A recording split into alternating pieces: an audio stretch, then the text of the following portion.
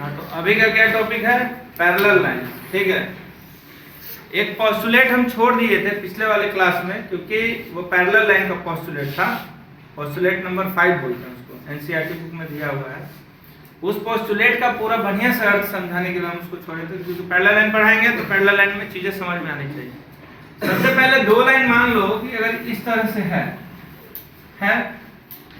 तो अगर हम यहाँ पर कोई एक लाइन को ड्रॉ करते हैं, ठीक है, तो जिस साइड का एंगल इन दोनों को जोड़ने से 180 से ज्यादा है, मतलब इन दोनों का सम 180 से ज्यादा रहे, कितना से ज्यादा रहे? 180 से ज्यादा रहे, तो ये दोनों लाइन कभी मिलेंगी नहीं। लेकिन इसके ठीक विपरीत अपोजिट, अगर क्योंकि अगर एक तरफ सम 180 डिग्री से ज्यादा है तो दूसरे तरफ का सम 180 डिग्री से कम होगा। ठीक है, और इस कंडीशन में क्या होता है, जब ये दोनों 180 डिग्री से कम होता है तो ये कहीं ना कहीं एक दूसरे से मिल जाती है। ये दोनों लाइन एक दूसरे को कहीं ना कहीं इंटरसेक्ट कर देता है। ठीक है, मान लो 180 पे रहे, अब 180 रहेगा तो क्या होगा? अगर इन दोनों का सम 180 रहेगा तो क्या होगा? तो उसके लिए लाइन ऐसे खींचेंगे। मान लो कि ये ऐसे गया, ये ऐसे गया और ये ऐसे। ठीक है, 180 इन दोनों को लाने के लिए, ये x और ये y लाने के लिए हम कुछ नहीं करेंगे, एक पैरेलल लाइन के बीच में 90 डिग्री का फॉर्मेशन करेंगे। पैरेलल लाइन क्या होता है? पैरेलल लाइन के बीच में ना जो सभी जगह का डिस्टेंस है वो इक्वल होता है। जैसे रेल के पटरी में देखे हो, ऐसे रहता है ना रेल का पटरी, ऐसे ऐसे ऐसे ऐसे ऐसे ऐसे। कहीं पे अगर गैप ज्यादा हो गया तो क्या होगा? पटरी डिरेल हो जाएगी। डिरेल समझते ना, डिरेल पटरी पर से ट्रेन के पहिए का उतरना को हम लोग डिरेल कहते हैं। ठीक है, तो जहां थोड़ा सा गैपिंग बना वहां पर क्या होगा? ट्रेन पटरी से उतर जाएगा। ठीक है, तो ये जो चीज होता है ना, ये कहीं भी दो पैरेलल लाइन तभी पैरेलल होता है जब इन दोनों के बीच का जो डिस्टेंस है हर जगह पे सेम होता है। और एक और इसमें थ्योरम है कि अगर एक लाइन है और इसके ऊपर दो परपेंडिकुलर अगर लगा हुआ है तो ये दोनों भी एक दूसरे के क्या होते हैं? पैरेलल होते हैं। ठीक है, क्यों होते हैं पैरेलल? क्योंकि ये 90 डिग्री है, ये 90 डिग्री है।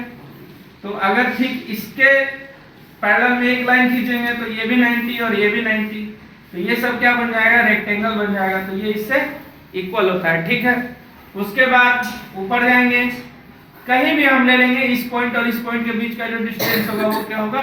इक्वल होगा। तो दो पैरेलल लाइन के बीच का जो डिस्टेंस होता है वो इक्वल होता है।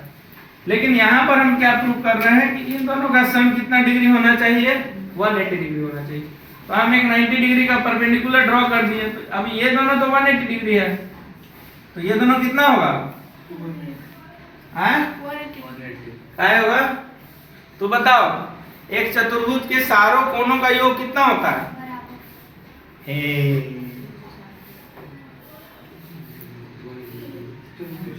चतुर्भुज मतलब क्या समझे?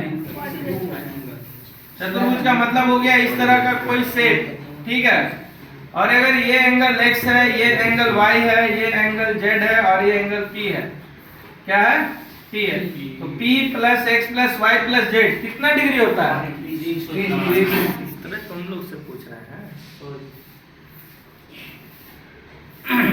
अच्छा चल बताओ कि एक क्वाड्रिलेटरल में कितना एक्सटीरियर एंगल बनेगा? बनेगा कि नहीं बनेगा? क्या हमरा का पता है? ठीक है, तो ये जो चारों का सम होगा वो कितना डिग्री होगा? 360 होगा, 360। ठीक है, क्यों होता है? क्योंकि मान लो ये एक क्वाड्रिलेटरल है, इसको अगर हम बीच में ज्वाइन कर दिए तो ये एक ट्रायंगल बन गया।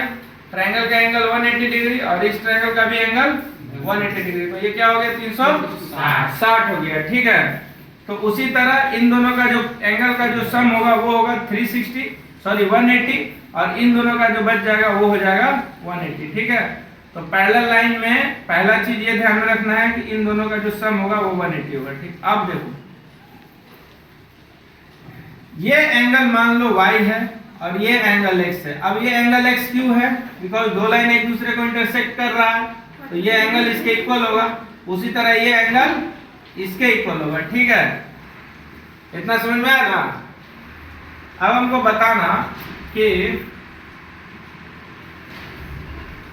ये अगर x प्लस वाई 180 है तो ये y प्लस यहाँ पर क्या होगा कि 180 हो जाएगा। x plus Y equal to 180 है तो y प्लस कितना डिग्री करेंगे कि 180 हो जाएगा x कितना। और इन दो ये दोनों इक्वल होते हैं ना, इसको हम लोग क्या बोलते हैं अल्टरनेट इंटीरियर एंगल।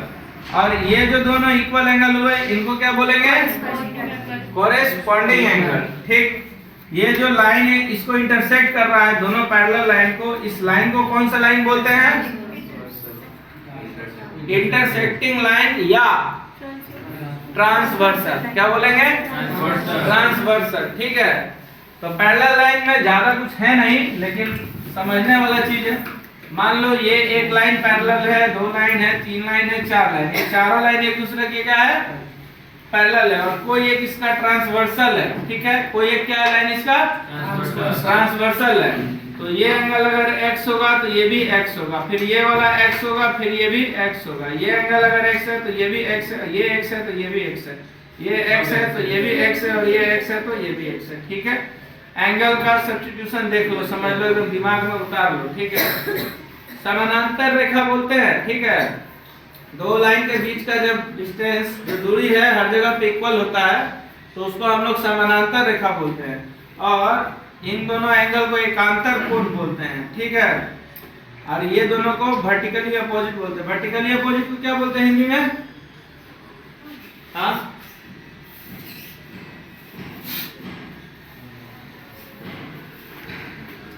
छोड़ो बात बता दें। ठीक है, उसके बाद अब ये जो दोनों एंगल इक्वल हो रहा है इसको हम लोग कोरेस्पॉन्डिंग बोलते हैं। देखो समस्या ये है कि अल्टरनेट एक्सटीरियर एंगल किसको बोलते हैं? अल्टरनेट इंटीरियर एंगल इसको बोलते हैं ना, इन दोनों को। अल्टरनेट एक्सटीरियर एंगल किसको बोलेंगे? है ना, समझ में आ रहा है?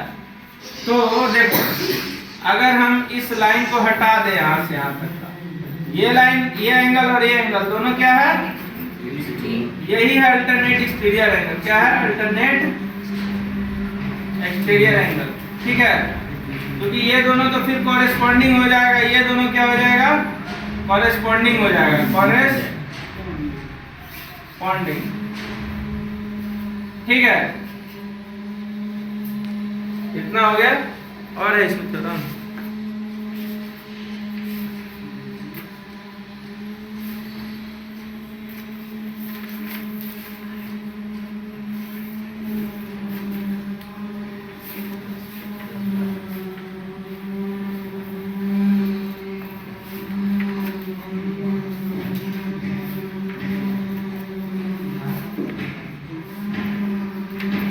चलो ठीक है, अब चलो नहीं है इसमें।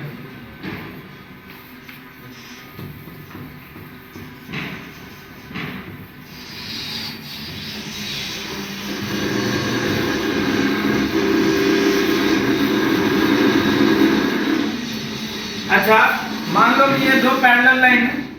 क्या है? ये दो पैरेलल लाइन है, ये इसका एक ट्रांसवर्सल है और इसी कॉमन पॉइंट से एक दूसरा ट्रांसवर्सल निकाल दिए। ठीक है, एकदम बहुत बढ़िया थ्योरम बता रहे हैं। ये बता रहे हैं कि पूरा आपका मैथमेटिक्स को हिलाने वाला थ्योरम है। पूरा मैथमेटिक्स को हिलाने वाला थ्योरम है बहुत इजी है, बहुत इजी, लेकिन जानकारी ना होने की वजह से क्या होता है हार्ड लगता है। ठीक है, एकदम ध्यान से समझना है। ठीक है, ये एंगल x तो ये एंगल x, ये एंगल y, ये एंगल y और ये एंगल z तो ये एंगल z। ठीक है, क्योंकि ये दोनों लाइन क्या है पैरेलल लाइन है, ये लाइन इंटरसेक्ट कर रहा है। अगर ये लाइन z है तो ये एंगल भी क्या हो जाएगा z, ये एंगल x है तो ये एंगल क्या हो जाएगा x, and x plus Y plus Z equal to कितना डिग्री होगा? x plus Y plus Z equal to कितना डिग्री होगा?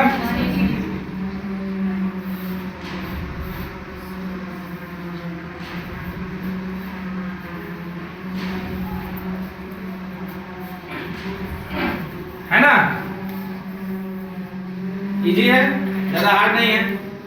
चलो यहां तक हो गया आपका पैरेलल लाइन का लगभग हिस्सा समाप्त, प्रथम अध्याय समाप्त। अब थोड़ा कुछ चीज सिखाता हूँ, उस चीज को सीखो, क्योंकि बोले तो कि जनरल कंपटीशन में क्या बोलते हैं बहुत सारी चीजें हैं जो आपको नहीं पता होती है और वो चीज आपको समझना होता है। कोई भी एंगल हो, अगर बोल दिया कि जैसे कि 2:3:4 के रेशियो में, ठीक है, कोई एंगल है, वो बोल दिया कि 2:3:4 के रेशियो में, तो सबसे पहले ये क्या होगा, पार्ट 1, क्या है ये पार्ट 1, ये हो गया पार्ट 2 और ये हो गया पार्ट 3। तो टोटल कितना पार्ट बनेगा, टोटल 3 पार्ट है और 3 में भी सबका जो हिस्सेदारी है, यानी कि पार्ट 1 के पास 2 गुना हिस्सेदारी है, पार्ट 2 के पास 3 गुना हिस्सेदारी है और पार्ट 4 के पास 4 गुना हिस्सेदारी है। तो इसका मतलब ये होता है कि कोई भी चीज आपके पास, मान लीजिए 100 रुपया है, नहीं 90 रुपया है, कितना रुपया है, 90 रुपया है, 90 रुपये में 3 आदमी को हम इस तरह से बांटे हैं कि 2 अमाउंट, किसी के पास 3 अमाउंट और किसी के पास 4 अमाउंट है, ठीक है, पार्ट है, मतलब उस 90 का टोटल पार्ट कितना करेंगे, 4 3 7 और 2 9 पार्ट करेंगे। अब यहाँ से समझने वाला चीज स्टार्ट होता है। टोटल पार्ट हम कितना करेंगे उस 90 का, 4 3 7 और 2 9 पार्ट करेंगे, तो एक पार्ट का वैल्यू कितना होगा, 10 रुपया होगा, एक पार्ट का वैल्यू 10 रुपया होगा। तो जो ये 2 पार्ट है इसका वैल्यू कितना हो जाएगा, 20 रुपया होगा, इसका वैल्यू कितना हो जाएगा, 30 और इसका हो जाएगा 40। अब जोड़ करके देखो क्या ये 90 आएगा ना 90। तो अगर तुमको एंगल दे दिया कि if there is 3 angles at 3 adjacent angles, ठीक है, 1 is 2, 1 is 3 and 1 is 4, 1 is 2, 1 is 3।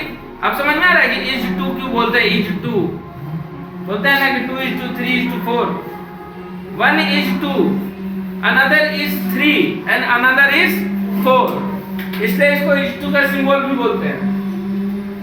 समझ में आ रहा है? तो जो ये 2 होगा और जो 3 होगा और वो 4 होगा, 3 अलग अलग व्यक्ति होंगे जिनके पास अलग अलग पार्ट होंगे, अलग अलग, ठीक है। जैसे मान लो कि ये हम एक लिए, एक ये हो गया, एक ये हो गया, इसके पास बोले कि 5 है, इसके पास बोले 6 है और इसके पास बोले 4 है, ठीक है, कितना बोले 4 है। तो सबसे छोटा पार्ट किसके पास है, इस वाले भाई साहब के पास। ऐसा करते हैं, इसको ऐसे कर देते हैं, ये 4 इसको कर देते हैं, 5 इसको और ये 6 इसको, ठीक है। तो सबसे छोटा पार्ट 4 वाले के पास है, उसके बाद 6 वाले के पास है और उसके बाद 5 वाले के नहीं, उसके बाद 5 वाले के पास है, उसके बाद 6 वाले के पास है, ठीक है। सबसे पहले टोटल पार्ट करेंगे, क्या करेंगे, टोटल पार्ट करेंगे, टोटल कितना पार्ट में आवंटित है या टोटल इसके कितने भाग कर रहे हैं। तुमको समझ में आ रहा है कि नहीं, पक्का? तो मान लो ये 6 4 10 और 5 15 भाग में टोटल डिग्री कितनी है, 180। 15 पार्ट बराबर 180 degree, 1 part is equal to 180 upon 15, 15 15 1 जा 15, 15 2 जा 30, ठीक है।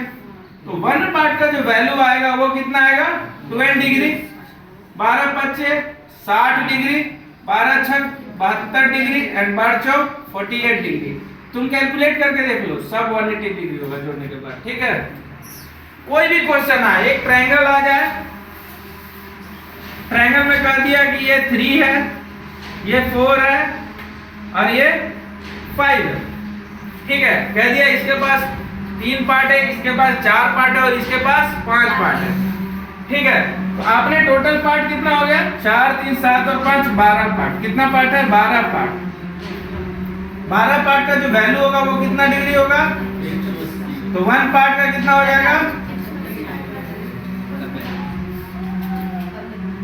15 डिग्री एक पार्ट का वैल्यू होगा, यानी कि जो 3 पार्ट का वैल्यू होगा 45 डिग्री होगा, 4 पार्ट का 60 डिग्री होगा, 5 पार्ट का 75। देखो 5 5 10 की 0 हाथ में, 7 6 11 1 12 120 और ये 60 180 हो जा रहा है ना।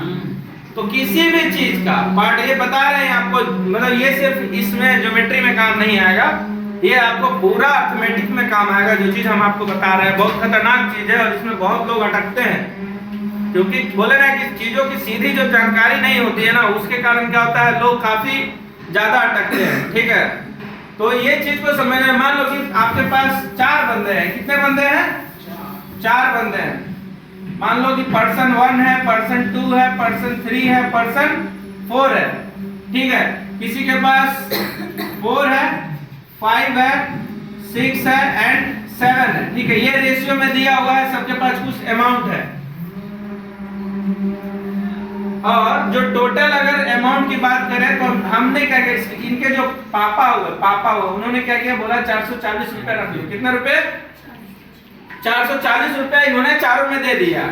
और अब सबको ये बोला ना कि आपके पास पार्ट में, वो क्या है ना कि उन्होंने पार्ट कर दिया था, पार्ट में करके बोला कि P1 के पास 4 पार्ट होना चाहिए, P2 के पास 5 पार्ट होना चाहिए, P3 के पास 6 पार्ट होना चाहिए और P4 के पास 7 पार्ट होना चाहिए।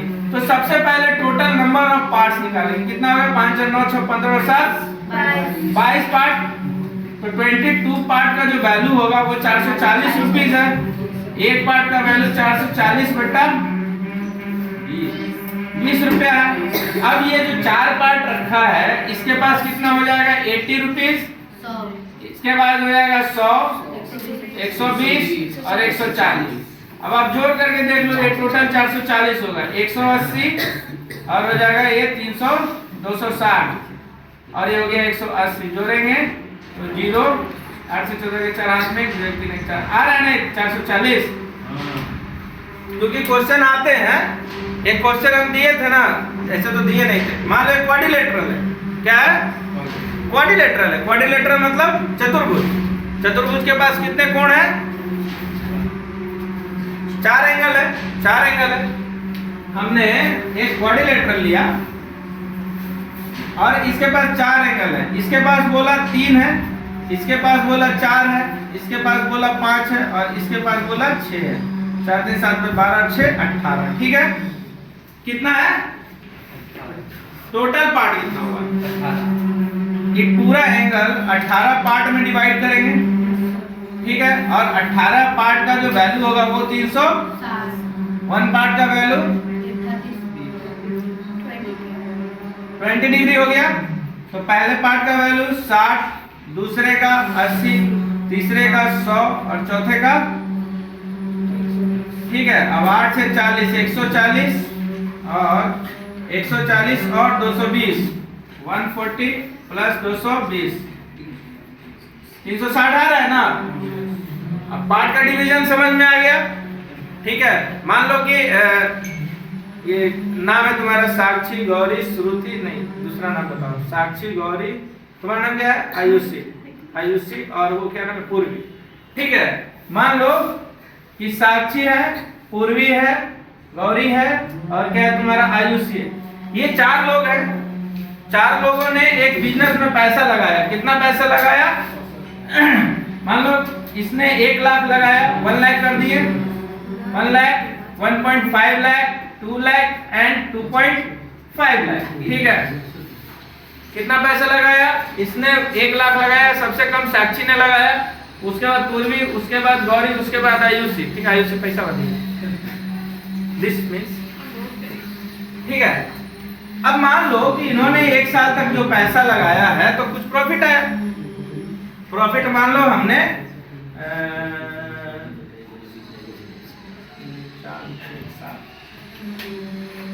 प्रॉफिट मान लो 3500 रुपया आया। कितना रुपया आया? कितना रुपया आया प्रॉफिट? 3500 आया।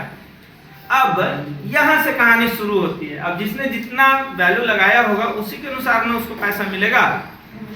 जिसने जितना वैल्यू लगाया होगा उसको उसी के अनुसार पैसा मिलेगा, ठीक है। तो देखो इसका जब रेशियो निकालोगे तो 1:1.5:2:2:2.5। अब आपने लाख हटा देना है। क्या करना है? लाख हटा देना है। आपको क्या देखना है कि किसने किस हिसाब से पैसा लगाया, किसने किस हिसाब से पैसा लगाया। तो पहले टोटल पार्ट हम कर ले। 2.5 और 1.5 4 और 2 6 और 1 7।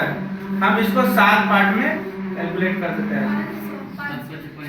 500 रुपया हुआ तो पहला वाला का जो प्रॉफिट गिरेगा वो 500 गिरेगा, दूसरे वाले का 750, तीसरे वाले का 1000 और चौथे वाले का 1250। जोड़ के देख लो 3500 होगा।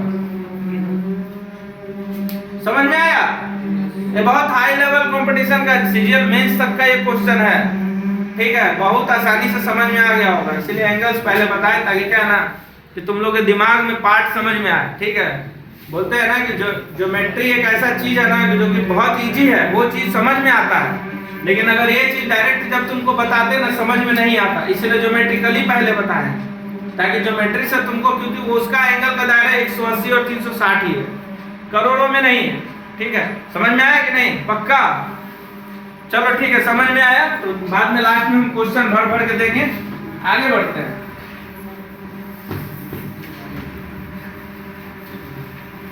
रिकॉर्डिंग हो रहा है कि नहीं हो रहा है? अरे मेरा मोबाइल है यार, 4 घंटे का रिकॉर्डिंग कर दिया था उसमें। इसमें 15 अगस्त वाला जो इवेंट हुआ था, तो पहला लाइन समाप्त। आगे बढ़ते हैं।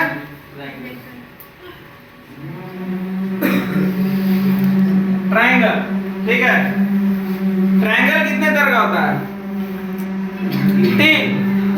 ज्यादा दिमाग को कान में फिट नहीं करके रखना है। ट्रायंगल बेसिकली कितने तरह का होता है? 3। पहला होता है ऑब्ट्यूज ट्रायंगल, होता है ना? सब चुप रहा ना, जिससे पूछेंगे वही बताएगा। हाँ बोलो, उत्कर्ष, होता है ना ऑब्ट्यूज ट्रायंगल? नहीं, क्या होता है? Right angle triangle. बिल्कुल, राइट एंगल ट्रायंगल होता है। और क्या होता है? आइसोसेलेस। अभी यार एंगल की बात चल रही है।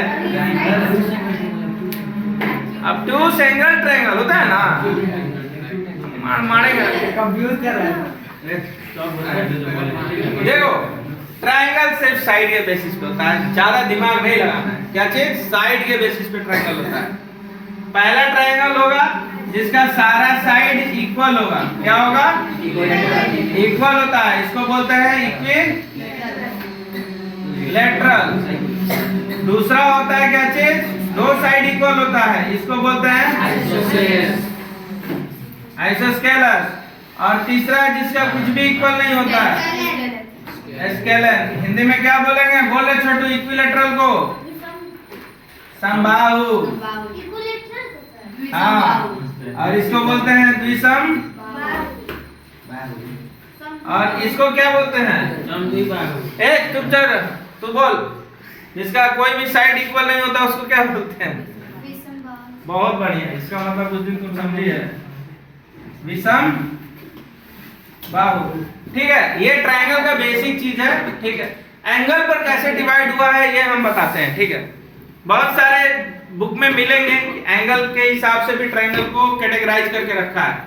जैसे एक एंगल बनता है ऑब्ट्यूज एंगल, तो बहुत सारे लोग बोलते हैं कि if one angle is more than 90 degree that is called obtuse angle triangle. हाँ बोलो, क्या है?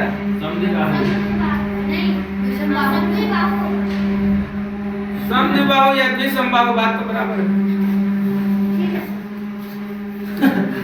यार। Teacher is always right. 2 rule होते हैं, टीचर इज ऑलवेज राइट, पहला रूल है, और दूसरा रूल ये है if teacher is wrong follow rule number 1। समझ गए? In every sense teacher is always right, umpire is always right. If umpire is wrong follow rule number 1। ठीक है, देखते हो ना क्रिकेट कौन कौन खेलता है ना?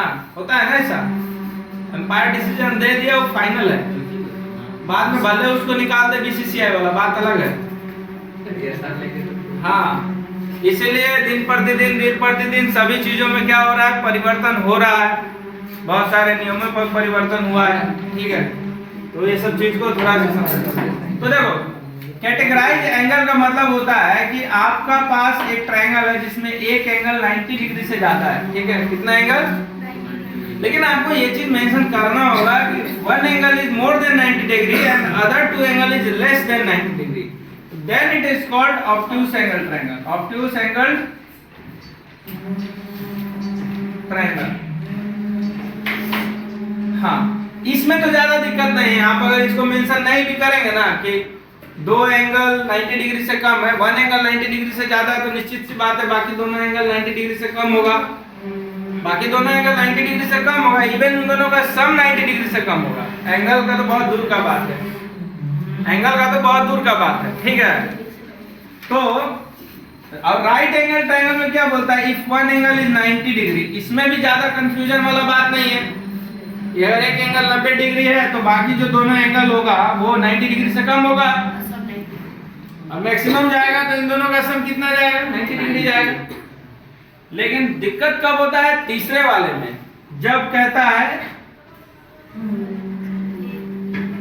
क्या बोलते हैं इसको, acute angle triangle. Acute angle triangle का डेफिनेशन क्या होगा, if all three angles are less than 90 degree. ये चीज याद रखना, कंफ्यूजन इसी में होता है, ठीक है। कोई बोल देता है if one angle is less than 90 degree then it is called acute angle triangle, तो ये गलत हो जाएगा statement. All three angles are less than 90 degree, all three angles are, तब हम इसको बोलेंगे एक्यूट एंगल ट्रायंगल। ये भी ऑफिशियली कैटेगराइज नहीं है। ऑफिशियली कैटेगराइज समझते हो कि एनसीईआरटी में दे रखा हो, ठीक है। कुछ कुछ बुक्स हैं जो प्रेफर किए हुए बोले हुए हैं, पहले होता होगा, ठीक है, अभी तो नहीं दे रखा है, तो इस चीज को थोड़ा सा ध्यान में रखें। चलो इतना हो गया। और क्या है इसमें, ट्रायंगल समझ में आया। अब ट्रायंगल के प्रकार समझ में आ गए। अब आगे बढ़ते हैं थ्योरम। थ्योरम से पहले एक एक्सटीरियर एंगल समझाते हैं। क्या समझाते हैं, एक्सटीरियर एंगल। देखो ये एंगल x, ये एंगल y और ये एंगल z। ये वाला एंगल कितना होगा, x plus y। 180 minus z। वाह शाबाश, कौन बोला, ठीक है। ये वाला होगा 180 माइनस जेड। अब अगर हम इन तीनों को जोड़ेंगे तो लिखेंगे ना x plus Y plus Z equal to 180 degree, लिखेंगे ना। तो x plus y is equal to 180 degree minus z. And यहाँ से क्या निकल के आया है, ये मान लो P है कोई angle, P equal to 180 degree minus z. ये दोनों इक्वल, एक्सियोम 1 याद है ना, एक्सियोम 1, ये दोनों इक्वल, यानी कि P equal to x plus y। तो अब जो इसका वैल्यू उतर के आएगा वो क्या आएगा, x प्लस y। यानी कि जो एक्सटीरियर एंगल बनता है उस सटे हुए एंगल को छोड़ के बाकी जो इन दोनों का सम होगा उसके इक्वल होता है, उसको हम लोग एक्सटीरियर एंगल बोलते हैं, ठीक है। अब दिमाग में होगा कि ठीक है चलो हम इसको बढ़ा देते हैं, ठीक है। तो ये भी तो एक्सटीरियर एंगल बन रहा है, तो वर्टिकली अपोजिट से x प्लस y हो ना जाएगा। अब मान लो हमारा नहीं करने का दिल किया कि नहीं मंजिल सर ये ऐसे मत बताइए, हमको जैसे बताए हुए थे ना वैसे ही बताइए। तो सिंपल सी बात है, ये फिर 180 माइनस जेड होगा, 180 माइनस जेड होगा ना। अब फिर इन दोनों का sum x plus Y plus Z equal to 180 degree होगा, होगा ना, नहीं होगा। तो यहाँ से x plus Y equal to 180 minus z, यानी x प्लस वाई बराबर, ठीक है। यानी आप कहीं से घुमा फिरा के लाएंगे, पहुंचेंगे कहां पे, यहीं पे, ठीक है। उसके बाद ट्रायंगल में हम लोग को पढ़ना है कॉन्ग्रुएंसी, ठीक है। कॉन्ग्रुएंसी क्या होता है तो बताएगा,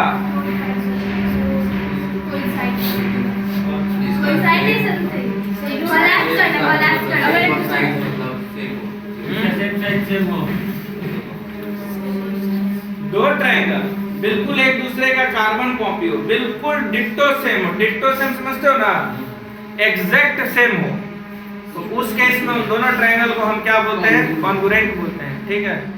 और जो वो ट्रायंगल को कॉन्ग्रुएंट करने के लिए हम प्रॉपर्टी लगाते हैं उसको हम लोग कॉन्ग्रुएंसी बोलते हैं, कॉन्ग्रुएंसी प्रॉपर्टी या कॉन्ग्रुएंट प्रॉपर्टी, ठीक है।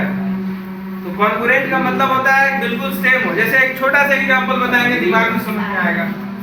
ये मान लो बिल्कुल ये इसके सेम है, क्या है, ये बिल्कुल इसके सेम है, लेकिन ये थोड़ा सा क्या है, अलग है। क्यों अलग है, सब चुप रहना, हाँ बोलो क्या नाम है, आर्यन। ये दोनों तो बिल्कुल सेम है, लेकिन ये अलग कैसे है, सेम शेप और एंगल का नहीं है। एंगल सेम है, शेप अलग है, Size अलग है सर। शेप अलग है, शेप ये बड़का है, ये दोनों एंगल तो सेम shape सिंगल ना तो हो। सर शेप तो ट्रायंगल ही साइज वही तो शेप बड़ा हो गया ना। साइज बड़ा होता है शेप तो सेम हाँ शेप सेम है, सॉरी शेप सेम है, क्या हो गया साइज अलग है। बड़ा हो गया, साइज क्या हो गया बड़ा हो गया, ठीक है। तो जब ये साइज बड़ा हो गया और एंगल बराबर है तो इस कंडीशन में इन दोनों को हम लोग क्या बोलते हैं, सिमिलर बोलते हैं, ठीक है। सिमिलर के लिए सिमिलर ट्रायंगल प्रॉपर्टी जिस दिन समझाएंगे उस दिन हम बढ़िया से क्लियर कर देंगे, ए टू जेड चीज, कोई चीज का कमी नहीं छोड़ेगा उसमें। फिलहाल ये दोनों क्या हो गया, कॉन्ग्रुएंट हो गया।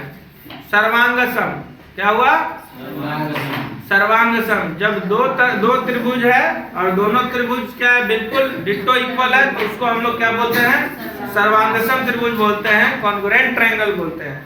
अगर मान लो क्वाड्रिलेटरल है, क्वाड्रिलेटरल वो भी बिल्कुल सेम हो सकता है, तो क्या वो कॉन्ग्रुएंट होंगे, नहीं होंगे ना। ये पढ़ाई नहीं ना है, कॉन्ग्रुएंट क्वाड्रिलेटरल का पढ़ाई है नहीं है ना, होंगे। कॉन्ग्रुएंट को अप्लाई करना है, क्या चीज को अप्लाई करना है, कॉन्ग्रुएंट को। अगर कोई क्वाड्रिलेटरल है, बिल्कुल सेम है, बिल्कुल सेम एकदम डिट्टो है, तो वो दोनों क्वाड्रिलेटरल भी कॉन्ग्रुएंट होंगे। कोई पेंटागन है, पेंटागन क्या होता है, जिनका 5 साइड है, तो उसका भी अगर बिल्कुल डिट्टो सेम होगा दूसरा कोई चीज, तो वो भी वो दोनों क्या होंगे, कॉन्ग्रुएंट होंगे।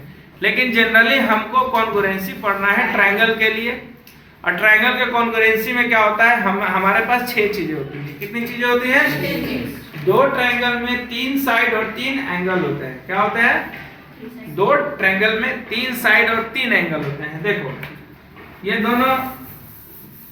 दो ट्रायंगल है, तो ये मान लो हम साइड को 1 लिए, ये साइड को 2 लिए और ये साइड को 3 लिए, ठीक है। इसमें एंगल को हम 4 ले लिए, इसमें 5 ले लिए और इसमें हम 6 ले लिए। इसका भी सेम पार्ट होगा, ये 1, ये 2 और ये 3, ये 4, ये 5 और ये 6।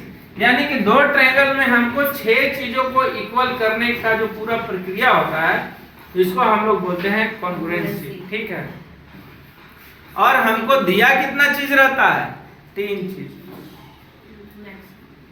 हमको दिया कितना रहता है, 3 चीज। कहता है थ्योरम, ये कहता है कि कोई भी इन दोनों ट्रायंगल में 3 चीजों को इक्वल करो, तब उस केस में क्या होगा कि दोनों ट्रायंगल क्या हो जाएंगे, कॉन्ग्रुएंट हो जाएंगे। अब वो 3 चीजें कोई भी हो सकती हैं, ठीक है, लेकिन उसके लिए कुछ नहीं वाले भी स्टेप है।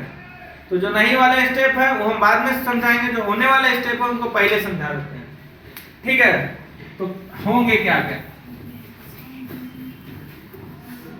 पहला है कि अगर 2 ट्रायंगल में तीनों साइड इक्वल है, क्या है, तीनों साइड इक्वल है, यानी कि ये मान लो इससे इक्वल है, ये मान लो इससे इक्वल है और ये मान लो इससे इक्वल है, ठीक है।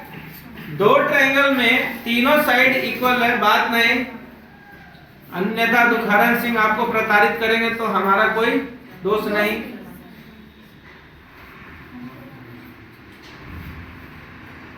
ठीक है,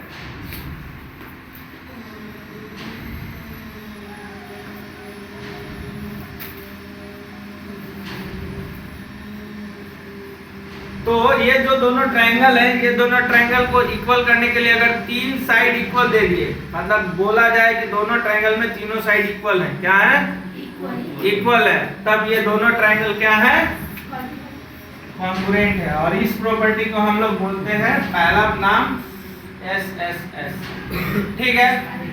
दूसरा है सास, ठीक है। ये 2 ट्रायंगल है, ये 2 ट्रायंगल है, इन दोनों ट्रायंगल में कोई भी 2 साइड के बीच में एक एंगल घुस जाए, 2 साइड के बीच में एंगल अगर घुस जाए, ठीक है, 2 साइड के बीच में अगर एंगल घुस जाए तो उसको, बात हो गया, उसको हम लोग बोलते हैं SAS प्रॉपर्टी, ठीक है।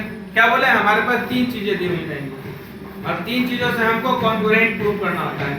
फिर बताएंगे CP सेफ्टी क्या होता है, ठीक है। सिट्टी पिट्टी नहीं बोल रहे हैं, सिट्टी सिट्टी, ठीक है। तो अगर ये बोलता है इससे इक्वल है, ये बोलता है इससे इक्वल है, तो ये एंगल इसके इक्वल होता है, ठीक है। ये बोलता है इससे इक्वल है और ये एंगल इससे इक्वल है और ये साइड इससे इक्वल है, तभी ये दोनों ट्रायंगल क्या हैं, कॉन्ग्रुएंट हैं, ठीक है।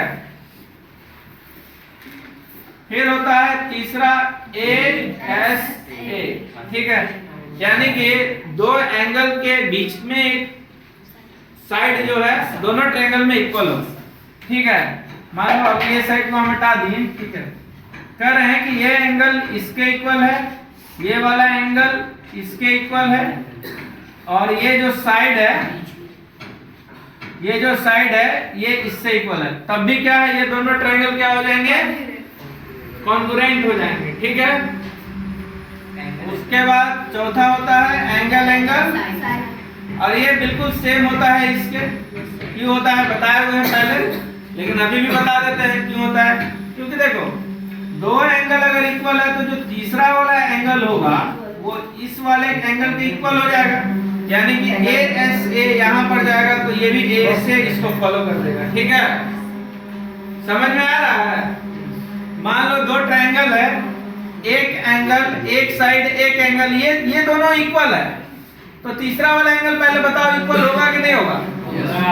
if two angles are equal then third are automatically equal, करके देखना कैलकुलेट करके, तो वो ऑटोमेटिक इक्वल होगा। तो ये जो थर्ड एंगल है, थर्ड एंगल इक्वल होगा, इसमें हम 3 लाइन ड्रॉ करेंगे। और ये चीजें याद रखना, कभी भी कॉन्ग्रुएंसी में इस पैटर्न को फॉलो जरूर करना, ठीक है। कॉन्ग्रुएंसी हो या सिमिलरिटी हो, ये जो लाइन खींचने वाला पैटर्न होता है ना, जैसे कि सिंगल एंगल के सामने जहां पर अगर एक लाइन खींचे हुए तो यहाँ पर सिंगल डंडा डालना, यहाँ पर एक लाइन है इसके सामने सिंगल, ये डबल लाइन डबल एंगल लिए तो इसके सामने डबल डंडा, इसके सामने डबल डंडा, और ये 3 वाले के सामने 3, ये 3 वाले के सामने 3। इससे आपको ये पता चल जाता है कि सिटी जब लगेगा तो कौन किसके इक्वल होगा। नहीं तो बहुत ऐसा क्वेश्चन होता है जिसमें आप कंफ्यूज हो जाएंगे, ठीक है। बहुत ऐसा क्वेश्चन होगा ना जिसमें आप कंफ्यूज हो जाएंगे, तो कंफ्यूजन से बचने के लिए ये वाला थ्योरी से लगाना, ठीक है। उसके बाद पांचवा होता है RHS, और ये किसमें अप्लाई होता है, राइट एंगल ट्रायंगल हो, ठीक है। ट्रायंगल का जो वन एंगल है वो कितना होना चाहिए, 90 डिग्री। जब एक एंगल 90 डिग्री होगा तो उस केस में हम क्या बोलेंगे, ये 90 डिग्री है और कह रहे हैं कि ये है, ठीक है। हम बोले कि ये सिर्फ इससे इक्वल है, तो क्या ये दोनों ट्रायंगल कॉन्ग्रुएंट हैं? कैसे कैसे देखो, राइट एंगल के लिए एक राइट एंगल होना चाहिए, तो ये राइट एंगल है भैया। उसके बाद एक हाइपोटेनियस इक्वल होना चाहिए, तो राइट एंगल के सामने वाला जो साइड है ये इसके इक्वल है, और एक साइड कॉमन होना चाहिए, तो एक साइड भी कॉमन है, ठीक है। ये कॉमन है, मतलब आप अगर इसको अलग अलग ट्रायंगल बनाना चाहो तो आप करोगे तो आपको पता चलेगा ये राइट हाइपोटेनियस साइड को फॉलो कर रहा है। दूसरा चीज ये भी है कि अगर इस तरह का आएगा तो ये एंगल भी इससे इक्वल हो जाता है, क्यों होगा उसको हम प्रूव करेंगे अभी, ठीक है। तो ये 5 प्रॉपर्टी है। अब ये जब 5 प्रॉपर्टी लागू हो जाता है, ठीक है, सपोज करो कि हमने दे दिया A B C, फिर से देते हैं, समझा देते हैं फिर तो बढ़िया से। मान लो ये A B C और ये D E F। हम कह रहे हैं कि ये वाला एंगल इसके इक्वल है, ठीक है, ये वाला साइड इसके इक्वल है और ये वाला साइड इसके इक्वल है, ठीक है। तो हमने इसमें कौन सा थ्योरम लगाया, साइड है जो साइड, अब इसे कौन सा थ्योरम लगेगा, 5 थ्योरम है ना, 5 थ्योरम में से कौन सा लगेगा, साइड एंगल साइड, यानी कि ये साइड इससे इक्वल है, एक एंगल बीच में और ये तीसरा इक्वल है।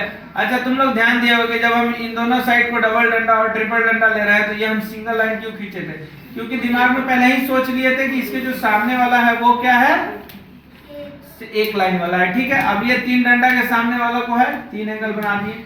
दो डंडा के सामने वाला क्या किया, दो एंगल बना दिए, ठीक है। अब क्लियर कट दिख रहा है ना कि कौन किसके इक्वल है ना, यानी कि AC is equal to DF, AB is equal to, AB तो दिया हुआ है ही, ये दोनों साइड तो दिया हुआ है ना। अब हाँ, अब angle BAC is equal to angle EDF, ठीक है। आप जो एंगल लिखते हैं ना, जैसे इस एंगल को पॉइंट कर रहे हैं तो इस तरह से लिखते हैं BAC, तब ये एंगल पॉइंट होता है, ठीक है। और वो बीच में रखते हैं, कहाँ रखते हैं वो, बीच में रखते हैं, ये लिखने का तरीका है, ठीक है।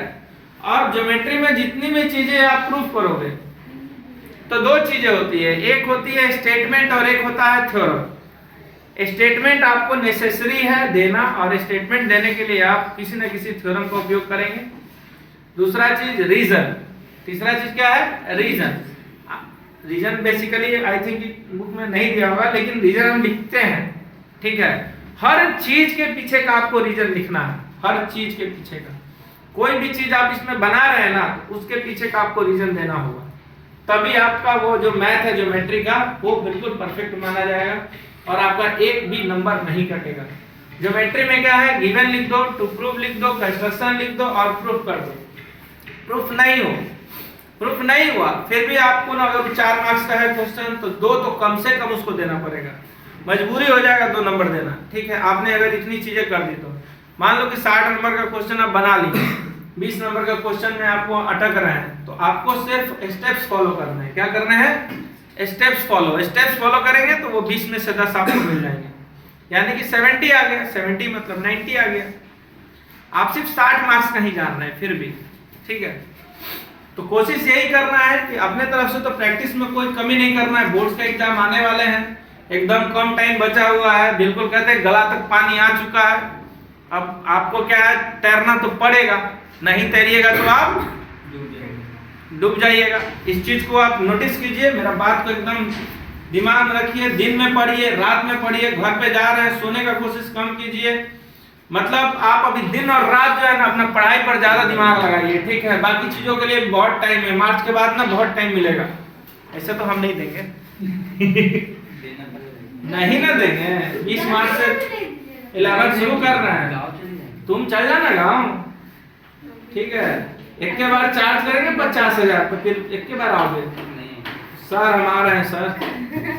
क्या करना है, हम सीधे बोल देंगे 31 तारीख तक जो एडमिशन लेगा उसका मंथली पे बेसिस पे चलेगा, बाकी सबका ईयरली बेसिस, और ईयरली बेसिस 50,000, ठीक है।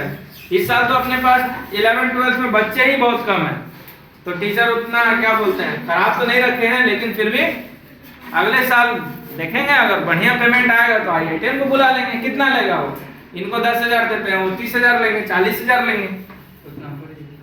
अच्छा वो देखा है ना मैं ठीक है। तो ये इतना चीज हो गया, ये इतना चीज हो गया, इतना समझ में आया ना। अब इसके आगे क्या चले, प्रूफिंग है।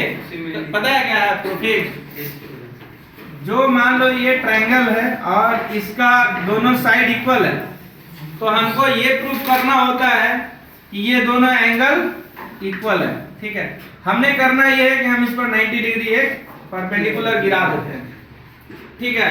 क्या गिरा दिए, परपेंडिकुलर गिरा दिए। तो राइट एंगल हाइपोटेनियस और ये साइड, क्या हो गया, right angle hypotenuse side, right angle hypotenuse और साइड, ठीक है।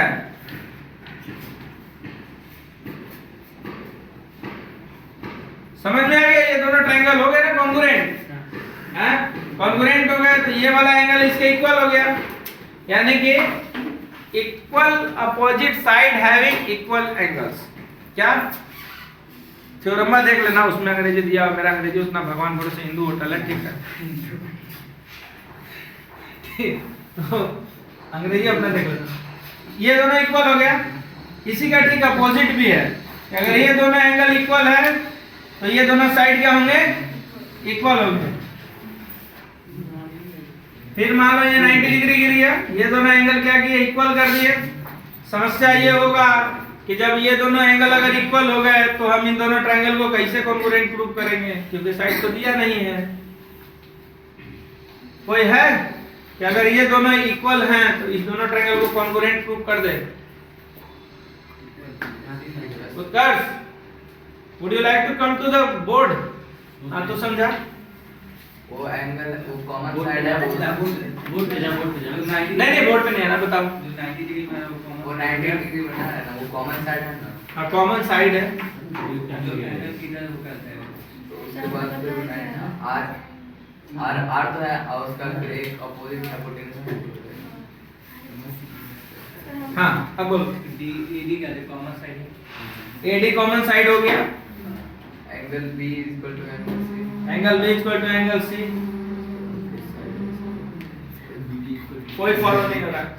एंगल करना है ना सर, ए ऐसे angle A and A B C.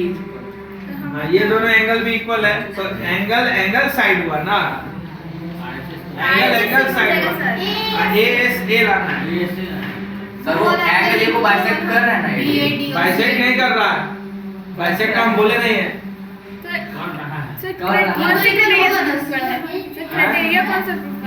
Criteria रहेगा ए एस ए। सर हो जाएगा एंगल साइड एंगल। सर हम बताएंगे क्यों कौन बोला कि 90 डिग्री है तो बाइसेक्ट करेगा?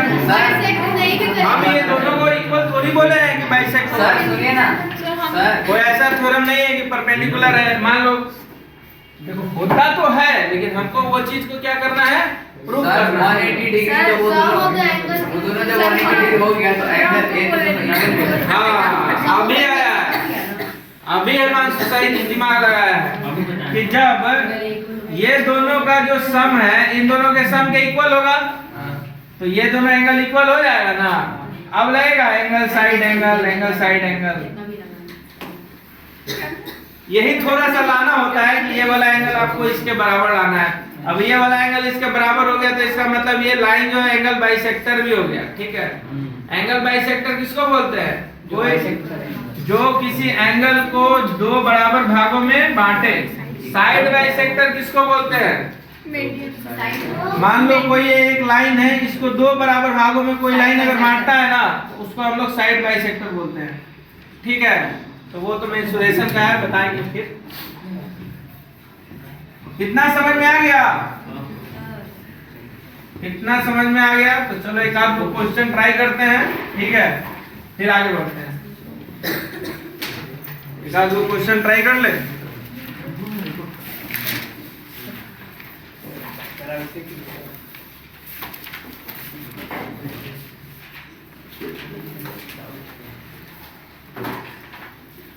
NCERT exercise 7.1 question number 4। ठीक है, इफ L एंड M, ये लाइन L है और ये लाइन M है, are two parallel lines intersected by another pair of line P and Q। ये P एंड Q से इंटरसेक्ट हो रहा है, ये भी क्या है? P एंड Q, ये दोनों लाइन भी पैरेलल है। ठीक है, सो दैट ट्रायंगल ABC, अब ये मान लो इस तरह से दिया हुआ है ABCD, तो so that triangle ABC congruent to triangle CDA, ये दोनों ट्रायंगल कॉन्ग्रुएंट है, इसको प्रूव करना है। तो देखो भाई ये ट्रांसवर्सल है तो ये एंगल इसके इक्वल। ठीक है, कॉमन और ये दोनों कॉमन हो गया। ठीक है, और ये दोनों भी अगर ये है क्या बोलते हैं पैरेलल है तो ये दोनों एंगल भी इक्वल है। तो देखो angle side angle, angle side angle से ये दोनों ट्रायंगल क्या हो गया? कॉन्ग्रुएंट हो गया। ठीक है, द्वितीय अध्याय समाप्त। श्री सत्यनारायण भगवान की जय। बंद करो।